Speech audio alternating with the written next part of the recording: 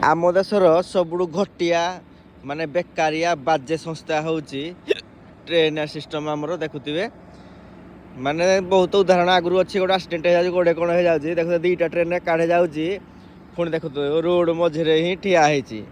ମାନେ ତେତେବେଳୁ ନୁହଁ, ସିଏ 40 ମିନିଟ୍ ପାଖାପାଖି ହେଇଗଲାଣି ସେ ଠିଆ ହେଇଛି। ଆମେ ସବୁ ଠିଆ ହେଇଛୁ, କେତେଜଣ ଲୋକଙ୍କର ଡ୍ୟୁଟି ଟାଇମ୍ ହେଇଯାଉଛି, କ'ଣ ଅସୁବିଧା ହେଉଛି, ମାନେ ରୋଗୀଟେ ଆଉଥିବ ସିଏ ମରିଯିବ ଏଠି।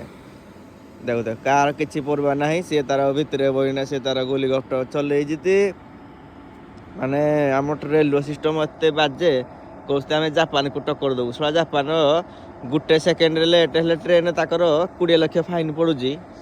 ଆମର ଦେଖୁଥିବେ ଘଣ୍ଟା ଘଣ୍ଟା ଧରି ଠିଆ ହେବ, ସବୁ ଟ୍ରେନ୍ ଠିଆ ହେବ, ତୁମେ ବି ଠିଆ ହେବ, ସବୁ ଠିଆ ହେବ। এইଭଳିଆ ବାଜେ ସିଷ୍ଟମ୍ କେଉଁଠି ନଥିବ। ଏଇଟା ହେଉଛି ଆମ 15 ଭରଣିଆରୁ ବୁଢ଼ାପଙ୍କକୁ ରାସ୍ତା, ଅନୁଗୁଳ ଜିଲ୍ଲାରେ। ଦେଖୁଥିବେ এইଭଳିଆ କିଛି ସିଷ୍ଟମ୍ ଅଛି ରେଲୱେର। ଆମର ସବୁ ଖତରନାକ ବାଜେ ସିଷ୍ଟମ୍।